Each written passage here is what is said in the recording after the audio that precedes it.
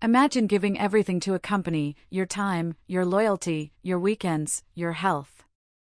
You're the one they call when systems go down at 2 a.m., the one who stays behind when everyone else clocks out. And then one day, without warning, you're called into the office. No, thank you. No severance. Just a smirk and 7 words: we're bringing in someone new. Family.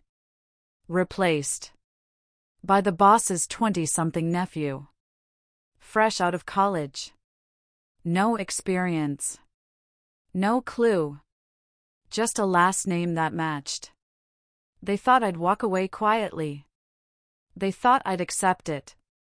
But what they didn't realize is that I built everything they ran on. And if I wanted to, I could bring it all down.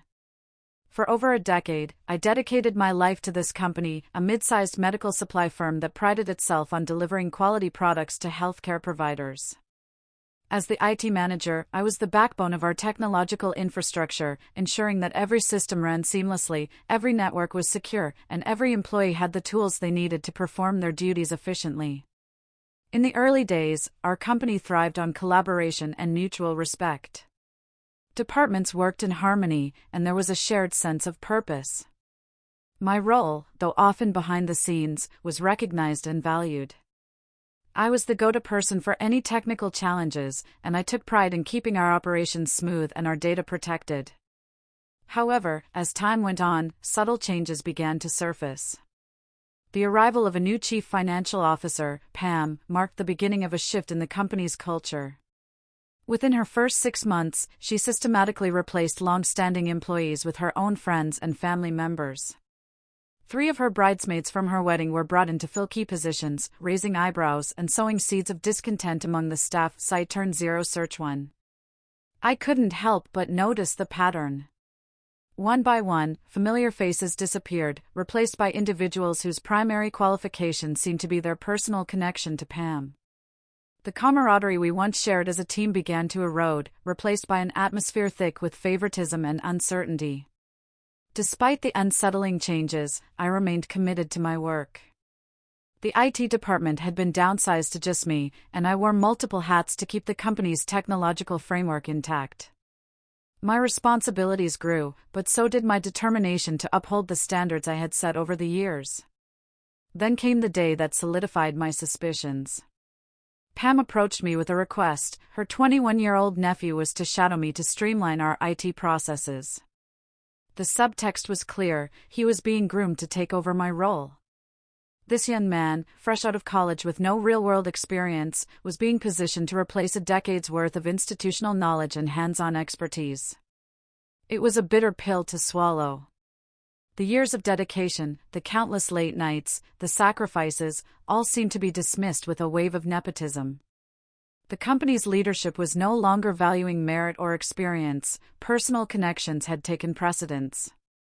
As I navigated this new reality, I realized that the values the company once held dear had been compromised.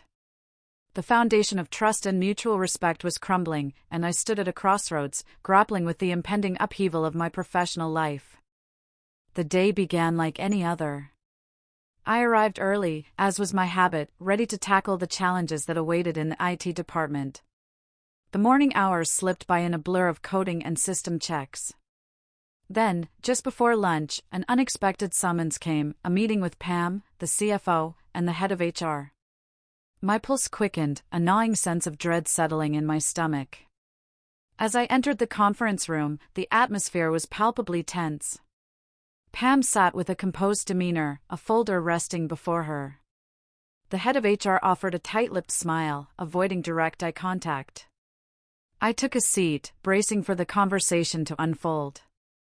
Pam began, her tone measured and devoid of emotion. She spoke of organizational restructuring and aligning with the company's evolving vision. The words felt rehearsed, a script designed to mask the underlying reality. Then came the blow: my position was being terminated, effective immediately.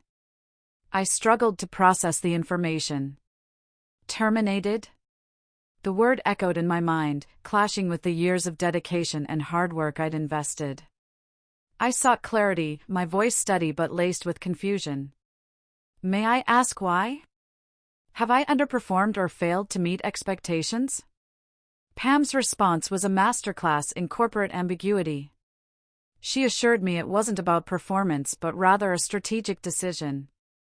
Then, the revelation that stung the most: her 21-year-old nephew, fresh out of college with no substantial experience, would be assuming my role. The room seemed to constrict around me. A whirlwind of emotions surged: betrayal, anger, disbelief. Years of unwavering commitment reduced to a mere casualty of nepotism. The injustice was suffocating. As I cleared out my office, the weight of the situation bore down heavily. Colleagues avoided my gaze, their silence a testament to the pervasive fear that had infiltrated our once cohesive team. The walls of the company, which had been a second home, now felt foreign and unwelcoming. Stepping out of the building, a cold realization settled in. I was not alone in this experience. Across industries and continents, countless professionals have faced similar fates, victims of favoritism and unjust corporate maneuvers. Take, for instance, the IT manager who was overlooked for a promotion in favor of the CEO's underqualified nephew, leading to operational chaos and eventual company losses. Site turn 0 search 1. Or the employee who was dismissed to make way for a relative, only to be contacted later for free advice when the replacement failed to meet the job's demands. Site turn 0 search 4. These stories are not anomalies but rather reflections of a systemic issue that plagues many organizations. In that moment, amidst the turmoil of emotions, a seed of resolve was planted. If the company valued lineage over loyalty, then perhaps it was time to demonstrate the true cost of such decisions. The path ahead was uncertain, but one thing was clear: this was far from over. In the days following my dismissal, I found myself adrift in a sea of emotions. The sting of betrayal was sharp, the wound fresh. Nights blurred into mornings as I grappled with the reality of being cast aside for someone whose only credential was a familial tie. The job market was a daunting landscape. Each application felt like shouting into the void, my extensive experience overshadowed by the glaring gap in employment. The injustice of it all gnawed at me. How could years of dedication be so easily discarded? Anger simmered beneath the surface, threatening to boil over. Thoughts of retribution danced on the edges of my consciousness. But revenge is a double-edged sword, and I knew the perils of wielding it without caution. I began to deliberate. Was there a way to illuminate the glaring incompetence now seated in my former chair without compromising my own integrity? The company's reliance on the IT infrastructure I'd meticulously built was profound. Any misstep could have cascading repercussions. Memories of the nephew's bewildered expressions during our brief overlap surfaced. His lack of understanding was not just a personal failing, it was a ticking time bomb for the company's operations. Yet, the ethical quandary was significant. Sabotage was not an option, it was antithetical to my principles. But allowing incompetence to reign unchecked? That, too, felt irresponsible. I delved into accounts of others who faced similar plights. Stories of whistleblowers, of employees marginalized by nepotism, of professionals taking stands against corporate malfeasance. The narratives were both cautionary and inspiring. A plan began to crystallize, not one of vengeance, but of revelation. By highlighting the nephew's shortcomings through legitimate channels, I could underscore the folly of the management's decision. It was a path fraught with risk, but the potential for justice outweighed the perils. The internal debate was intense. Was this the right course? Could it backfire? But as dawn broke, clarity emerged. To remain silent was to be complicit in the company's potential downfall. Action was imperative. In the wake of my abrupt dismissal, a plan began to take shape. I had built the company's IT infrastructure from the ground up, embedding intricate systems and protocols that required a deep understanding to manage effectively. As I packed up my belongings on that final day, I left behind a labyrinth of complex tasks, systems that demanded expertise and experience. The new occupant of my position, the boss's nephew, was now at the helm. His academic credentials were fresh, but the practical knowledge essential for this role was glaringly absent. The systems I had developed were robust yet intricate, designed to optimize operations but requiring adept handling. Critical processes, such as server maintenance protocols and cybersecurity measures, were second nature to me but remained undocumented, a safeguard against potential breaches. This lack of documentation was now a formidable barrier for my successor. From a distance, I observed the unfolding situation. Clients began voicing concerns over delayed responses and unresolved technical glitches. Internally, the staff faced mounting frustrations as essential tools and systems became increasingly unreliable. The nephew's challenges were mounting. His inability to navigate the complex IT landscape was becoming apparent to all. The management's decision to prioritize nepotism over competence was now under scrutiny. Yet, amidst this, doubts crept in. Was this passive approach the right course? The company's decline was affecting many innocent employees who had been supportive allies. The moral implications of my inaction weighed heavily on me. The situation was delicate. While the company's leadership deserved a reckoning for their short-sighted decisions, the collateral damage to its workforce was a sobering consideration. The path forward required careful deliberation. In the weeks following the leadership change, the company's operations began to show signs of strain. The nephew, now at the helm of the IT department, faced challenges that quickly escalated into significant issues. Major projects, once managed with precision, started to derail. Deadlines were missed, and deliverables fell short of client expectations. The nephew's inexperience became evident as he struggled to address technical queries, leading to eroded client trust. Financial repercussions soon followed. Errors in system management led to costly downtime and data inconsistencies. The company's financial health began to wane as clients withdrew contracts and sought more reliable partners. Internally, the atmosphere grew toxic. Staff morale plummeted as workloads increased to compensate for leadership shortcomings. The once cohesive team dynamic fractured under the weight of mounting frustrations and perceived inequities.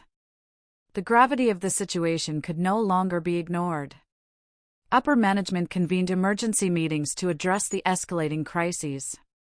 The realization dawned that the decision to prioritize familial ties over proven expertise had precipitated the company's decline. Acknowledging the misjudgment, leadership initiated corrective measures. However, the repercussions of their earlier decisions had already inflicted lasting damage on the company's reputation and operational stability. As the company unraveled, I watched from the outside, not with glee, but with a heavy, complicated sense of closure. For years, I'd given everything I had. I stayed late, fixed what others broke, made sure systems ran smoothly while others took credit. And yet, when it came time for loyalty to be returned, I was pushed out like I was nothing. Seeing it all fall apart wasn't satisfying in the way I imagined it might be. It didn't make me jump for joy.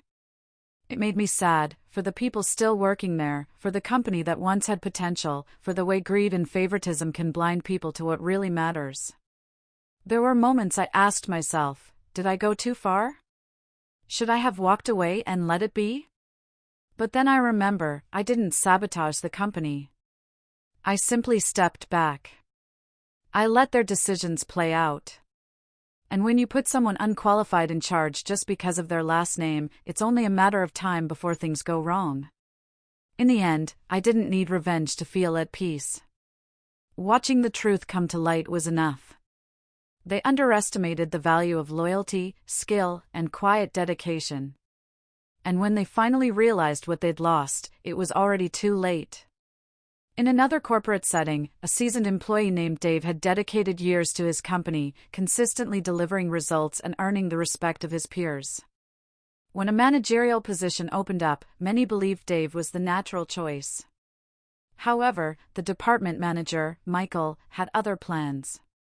Opting for personal connections over proven competence, Michael appointed his friend Darren to the role, a decision that raised eyebrows given Darren's limited experience. Darren's lack of expertise soon became evident.